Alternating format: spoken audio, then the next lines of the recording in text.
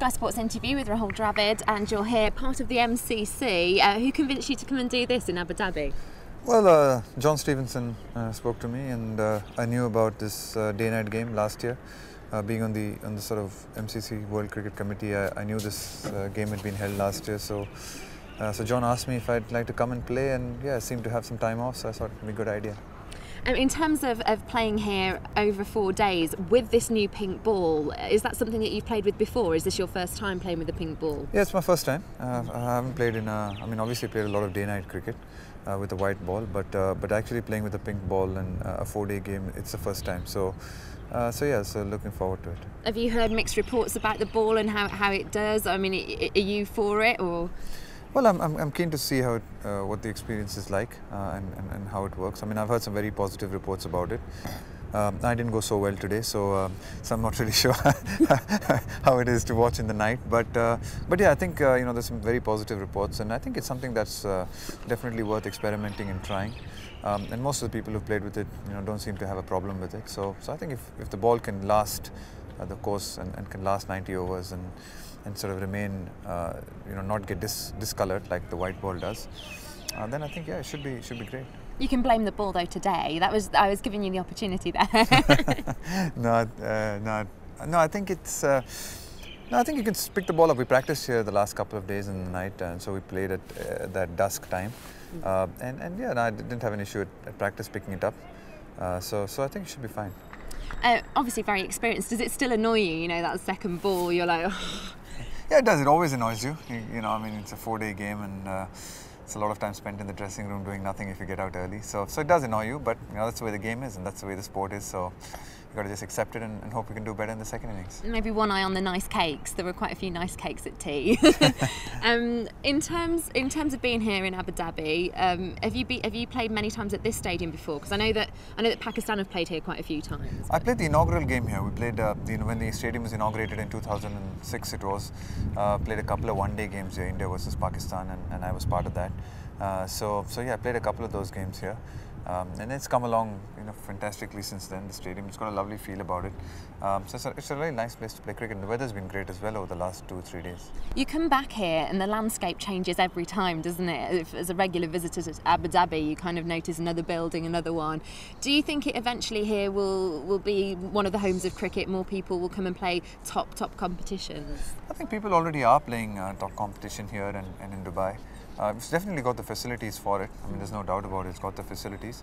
It's just a question of them getting some high-quality teams to play. I mean, obviously Pakistan now, with not many teams touring Pakistan, this has become like a home base for Pakistan. So I think that's a great opportunity for Dubai and Abu Dhabi to get more top-class cricket.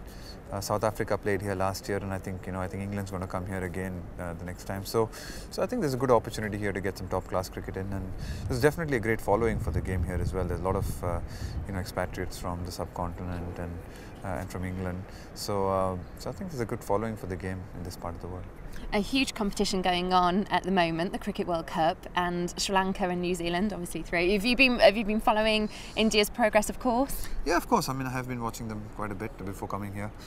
Watched a couple of the games as well. So yeah, they've been playing some good cricket, and it's a big game on the 30th, obviously against Pakistan. So it's getting to that business end of the tournament now, and it's getting exciting. So it should be great. I think the top 4 teams really who've played the best cricket have reached the semi-finals, and it's going to really it's going to be about who performs well on the day. A lot of people tipping India for the final. Do you expect to see them there? Maybe against Sri Lanka, I suppose, is the obvious opponent. Yeah, they are favourites. I would definitely think that India's got the balance and it's got the team for the Indian subcontinents to do really well. But Pakistan's a dangerous team. I mean, you'd write them off at your peril. I'm sure none of the Indian boys will be doing that when they go out to play them on the 30th.